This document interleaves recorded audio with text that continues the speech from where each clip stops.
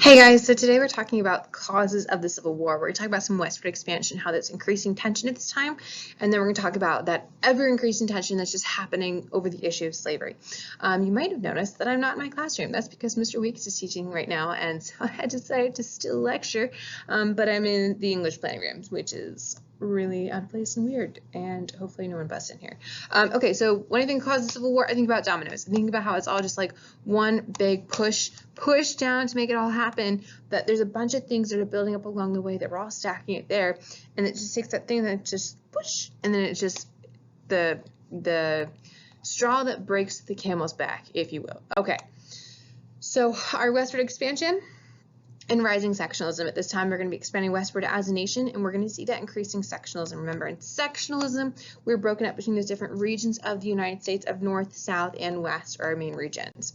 So Manifest Destiny is what we all start off with. Manifest Destiny comes from a term by John O. Sullivan, and he writes it in the Democratic Review in 1845, and he says, "Our manifest destiny is to overspread the continent allotted by Providence for the free development of our yearly multiplying millions." Someone's walking in the other room. So pretty much the idea is that's the God-given right to expand westward, right? That like we were told to do this. This is our destiny. It's just meant to be. Like we are just that awesome. And this is underlying this rhetoric of just that English culture, the Anglo-American culture, and their racial superiority of the inferior people and of those who live in the far west, and that they're going to be subjected to American rule, and they're going to be taught republicanism and convert to Christianity, and they're going to be taught their ways. Manifest Destiny is something that still comes up in the news today. Gap last year released this shirt that everyone was like, I don't think you should have a shirt with that, and it like became a whole thing. Okay, so in Manifest Destiny, you definitely have to think about this lovely painting. This painting embodies so many different things about Manifest Destiny, and it is something that you should have looked at within 8th grade. It's something we talked about in class. But make sure you know all the different symbolism of it, what it all means, how it all goes together, because you may or may not see this at a later date. Okay, so the election of 1844 and 54-44 fight. I feel like this is like really far away. Hopefully this is not really close. So going into the election of 1844, the big issue on the table is the U.S. expanding west and like how that policy all comes together. And Southerners want to annex Texas, and they want to keep the British from making more gains into North America. So I note Texas had a revolution back in 1835 into 1836, and they gained their independence from Mexico, but now they want to become a state. And they are in the process of trying to make that happen at this particular point in history. So 1843, Americans in the Ohio River Valley and the Great Lakes region are going to organize conventions at which the Democrats and the Whigs are going to call for the U.S. to control the entire Oregon country from Spanish California, which is here, to Russian Alaska, which is up there. And that begins at the 54th 40 parallel line, okay? So that's where we get the idea of 54-40 or fight. And Southerners are going to renew for the calls for annexation of Texas. So in April of 1844, Tyler's administration is going to write a treaty to annex Texas. Van Buren and Clay are both running for president, are going to oppose that because they don't want the Senate to undertake the debate on slavery. They're like, hey, it's open a whole can of worms. How about we don't? And then the 1844 election is going to center then on the issues of Texas and Oregon. Sorry. Polk is going to use his campaign slogan of 54-40 or fight, so he's all about it, and he's going to show his support for claiming all of Oregon to the Alaska border. Polk will win. Yay, Polk, right there. And when Polk wins, he's going to call for the annexation of Texas.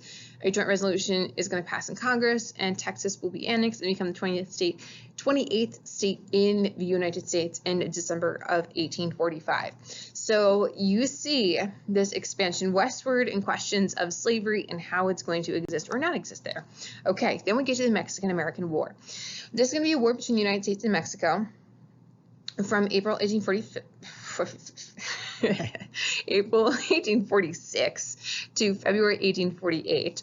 And this is going to stem from the United States annexation of Texas in 1845. Basically, we annexed Texas, and Mexico snaps us, like, get out of here. Like, that wasn't yours to do that. Texas is not actually a part of America.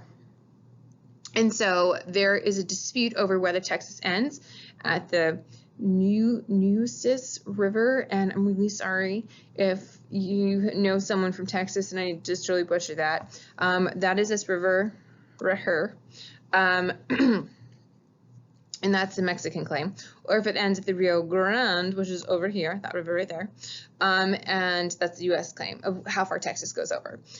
And so we're going to annex Texas. Mexico feels salty about that, and so they're going to just start ignoring us. They sever relationships with us.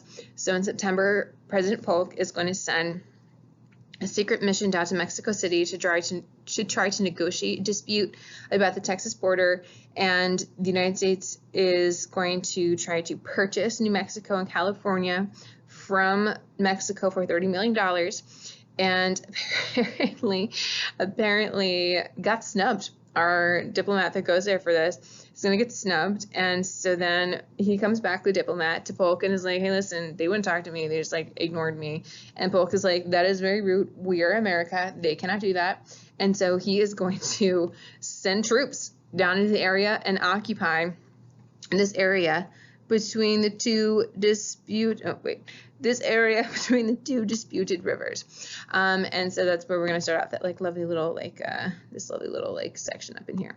Anyways, so you're going to see then that troops are going to be sent in, and fighting is going to commence between Mexican armies and American armies, and eventually the United States is going to be victorious, and this will result in the United States gaining more than 500,000 square miles of land of Mexican territory west of the Rio Grande, all the way to the Pacific Ocean. So this is all the land that we get from that moment. Okay, so this then is going to lead us into the Wilmot Proviso. So important congressional proposal. This is going to be an important congressional proposal in the 1840s that is going to try to prohibit the extension of slavery into the new territories.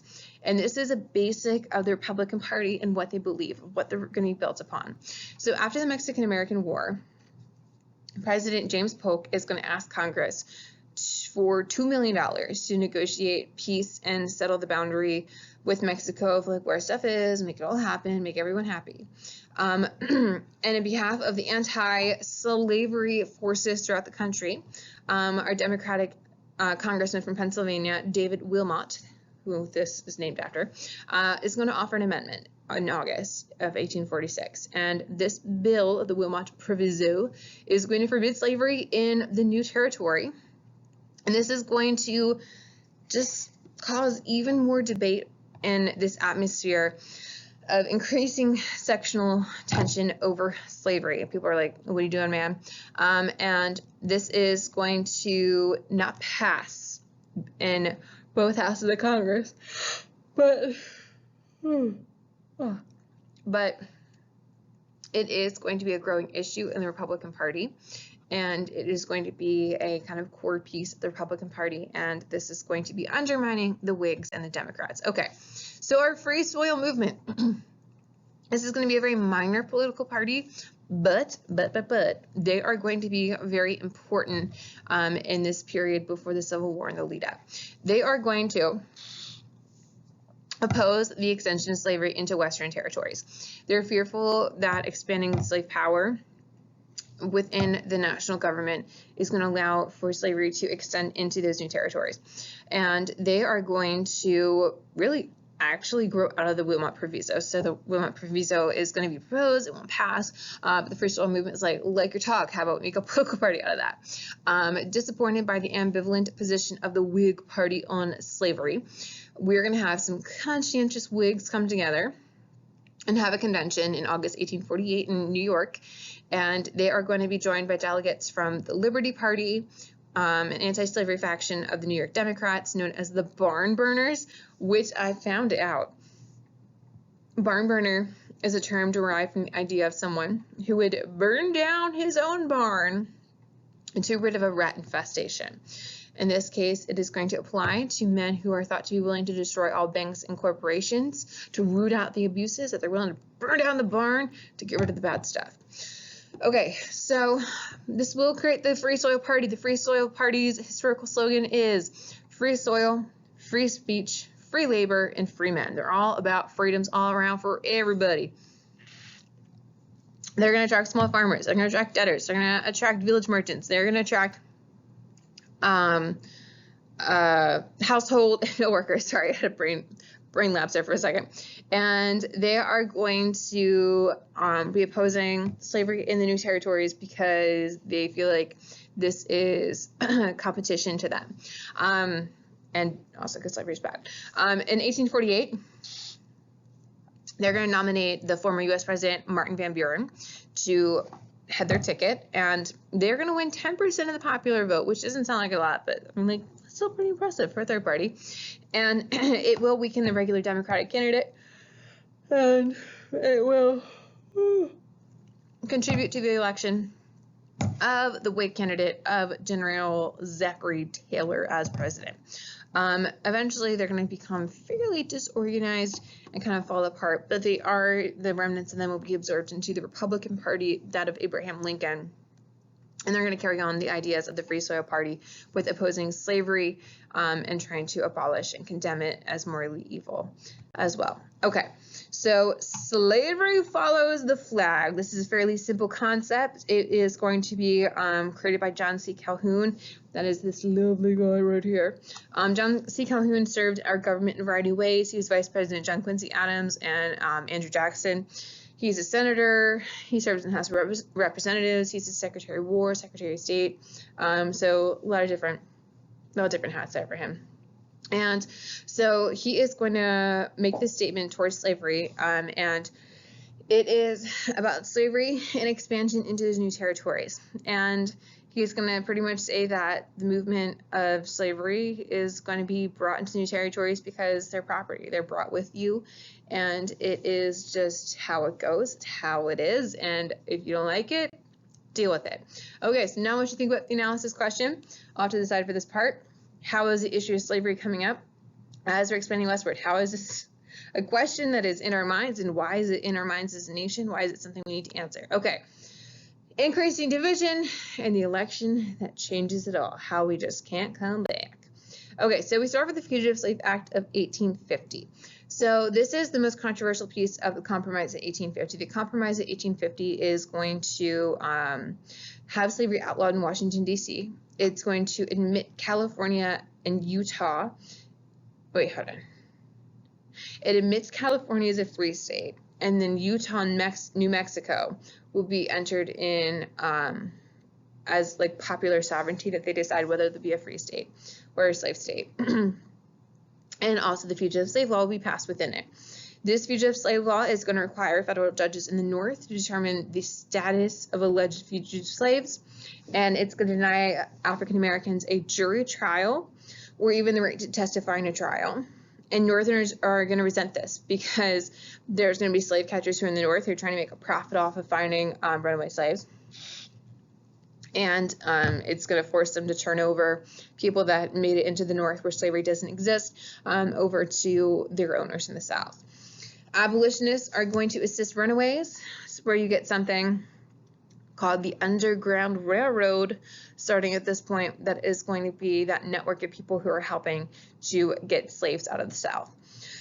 Okay, so Uncle Tom's Cabin will be read in 1852, and this is going to aid in the opposition to the Fugitive Slave Act. It's going to increase the Northern public's outrage, and it is going to oppose and outrage slavery on moral grounds. It is going to depict the life of someone living in slavery, and it is going to be fairly brutal in its depiction of it, fairly accurate all intents and purposes. It sells millions of copies, and it is going to enhance personal liberty laws, which I will talk about more in a second, and that is going to be kind of the biggest opposition to the Fugitive Slave Act. All right, personal liberty laws. Army passed by northern state governments to counteract the provisions of the Fugitive Slave Act. This is going to protect escaped slaves and free African Americans settling in the North. Because even if you were a freed African American that you had your slavery for whatever reason, you still had the fear of being captured and put back into slavery, or even if you had never known slavery, being sold into slavery. Excuse me.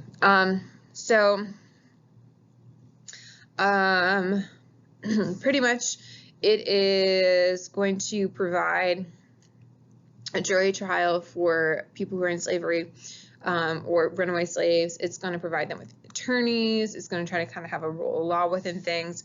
You're going to see that northern governments then are just like also going to be not cooperating to capture fugitive slaves or returning fugitive slaves. Pretty much just ignoring the Fugitive Slave Act, like, it's a law, okay. And this is going to be controversial in the fact that the southern states are like, that's our property, those are fugitives, those are ours, you have to return them, and there's a lot of frustration over it. And these laws, among many other assault states' rights, will be cited by South Carolina when they secede in 1860. Okay, Kansas-Nebraska Act. So our pro-slavery initiatives. President Pierce is going to pursue an expansionist foreign policy. We're going to have the Gadsden Purchase of 1853, and this is going to lead to the building of a transcontinental rail line from New Orleans to California. And this is going to also support covert military expeditions to Cuba. And this is going to be really aggressive diplomacy. Okay, but as we're expanding westward, you are going to see that Stephen Douglas is going to propose that we open permanent Indian territory by allowing a transcontinental railroad to link Chicago and California. And this is going to repeal the Missouri Compromise.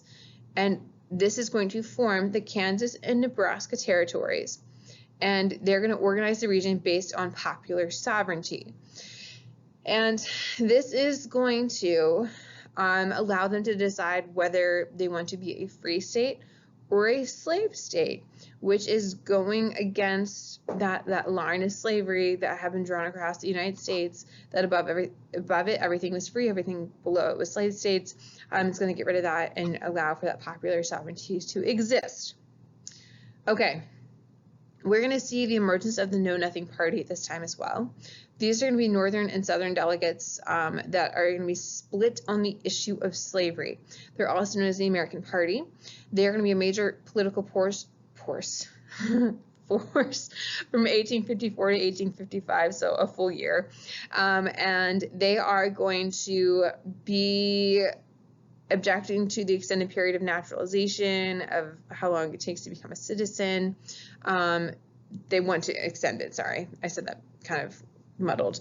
They are going to be undercutting immigrant voting strengths, and they want to keep immigrants in their place. Mostly they're just against immigrants. They're against mostly Irish immigrants and German immigrants at this point in history. They're going to first emerge in the 1840s, and they are going to be protesting the immigrant influence in cities, and they're called the Know Nothing Party because when asked about it, they know nothing. Okay, so with all these different forces coming together, our Kansas-Nebraska Act, our different political beliefs, we're going to see what's called Bleeding Kansas. So thousands are going to migrate into Kansas in order to settle and support the different sides of the political debates of either for slavery or against slavery, because the whole idea is if you have more sway in Congress, then you can either decide to get rid of slavery or keep slavery. You're going to have Missouri residents that are crossing the border to elect a pro-slavery government. Most Kansas residents support a free soil government, and violence is going to erupt, and they are going to see fighting happening. It's about a 700 strong pro-slavery group. It's going to fight. It'd be crazy. Our very, very intense abolitionist of John Brown, who we know I'm sure from 8th grade in Harpers Ferry, is going to lead a free state militia that's going to murder 5 pro-slavery settlers. And so, like, guerrilla warfare is going to break out. 200 people are going to die because of this issue of slavery and deciding simply if Kansas is going to be a slave state or a free state. Okay, so then we get to the Dred Scott case. The Dred Scott case is 1856. Dred Scott had lived with his master in the free state of Illinois and in part of the Wisconsin Territory, where slavery is prohibited, and he was living there and, like, you know, working for his master and whatever. And he started a life. He had a wife, he had kids, and then when his master was like, okay, time to go home to the South, Dred Scott was like, nah. He's like, I made it to free state, I'm free, what up? But he's going to take his case to court, and court's like, I don't know, and they're going to pass it on up.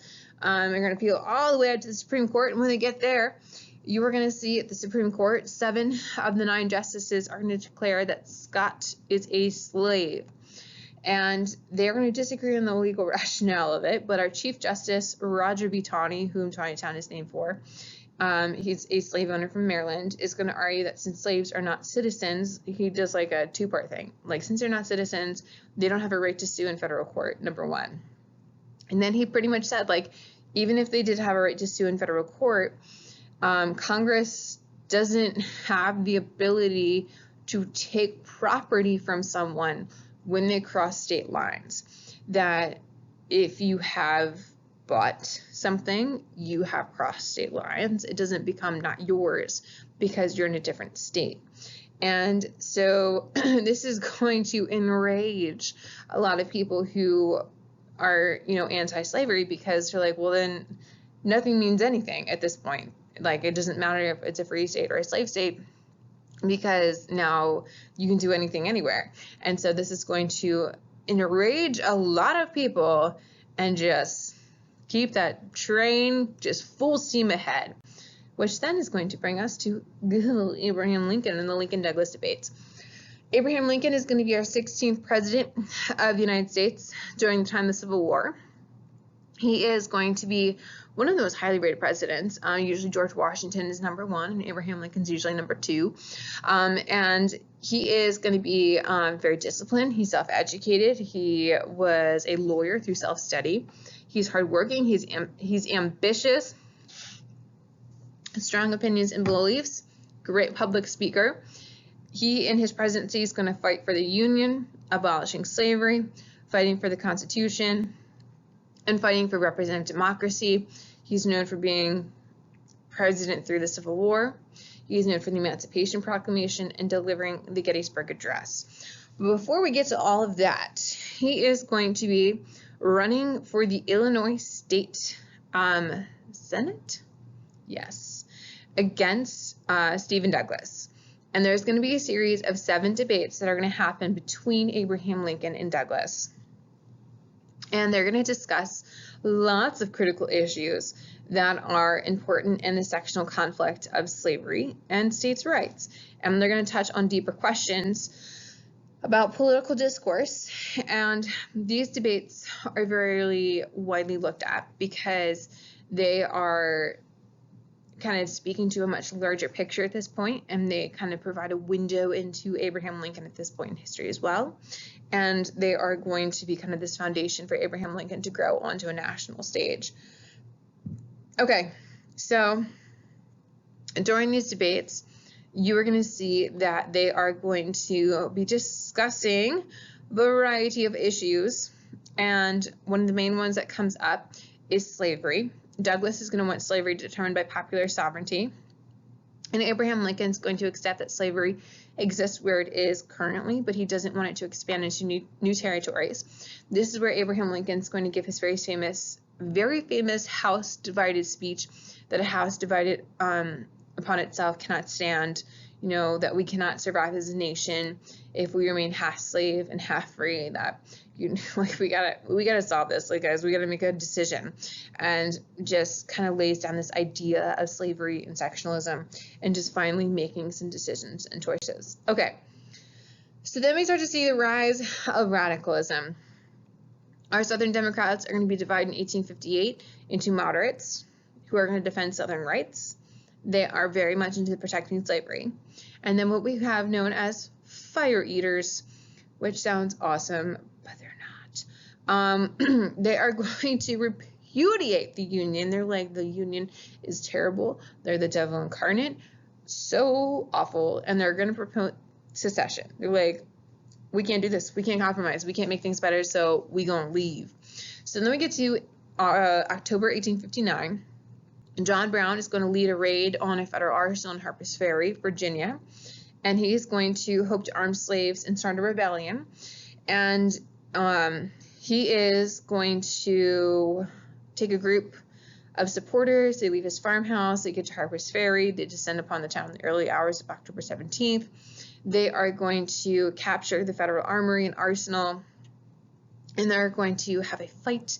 Brown had hoped that the local slave population would join in on the raid, and thought that the raid would be successful if slaves and freedom fighters would come and help, but that didn't happen, and so they are going to be held down by the local militia, and Brown is going to eventually be caught, and then he'll be hanged, as well as other people that were involved within the seizing of the armory and arsenal in Harper's Ferry. Republicans are going to condemn Brown, and remember, our Republicans at this point are the liberals. They are the ones who are going to be against slavery. They're going to condemn him. They're like, he was a little intense. Yes, shouldn't have gone that far. And the Democrats are going to blame his actions on the Republicans. They're like, you wouldn't have done this if it weren't for you talking about all your ideas and stuff. And the Northern and Southern Democrats are going to split at the produce convention. And so really you see the sectional divides are just very firmly in the sand. So then that brings us to the election of 1860. So we have now had the Dred Scott decision. We have had the Supreme Court pretty much voiding the Missouri Compromise of 1820 by saying pretty much slaves can go wherever they want and still be property. And this is going to be a lot of fire going into the election of 1860. We are going to, in the election of 1860, going to have our Democratic Party, and they are going to have Stephen Douglas, and they're going to have John Breckinridge. We're going to have our Constitutional Union Party of John Bell, and then our Republicans are going to be with Abraham Lincoln. Lincoln is going to be the free soil idea, that he's going to support slavery and racial equality, and he's seen as more radical. So eventually, when Lincoln wins, as seen by this map, you are going to see that there's a variety of states who are very worried about what is going to happen to the institution of slavery and where Lincoln's going to stand with that. You can see the very intense divide that is in the United States at this point in history. You can see the very regional differences, the regional ideas that are there, and how it is just split right down the middle of where everyone is at this point. So now I want you to look at the analysis questions. I want you to tell me 3 words you think of when we're talking about this period in time and why. And then what event do you feel like is a turning point going into the Civil War and why? Do you feel like it was the election of 1860? Maybe it was a Dred Scott decision. Maybe it was expanding westward. Maybe you're like, nah, Mrs. Bell, it was way back at writing the Constitution and not addressing the issue then. Like, what moment do you think was the moment that was just the turning point? It was the point of no return, that we were going to have to fight each other, and that was that. All right, if you have questions, don't hesitate to sign up for Key Time, and to come see me before or after school, to post your question to Edmodo, or to ask it in class, because someone else might have the same question as you. I hope you enjoyed this beautiful lecture.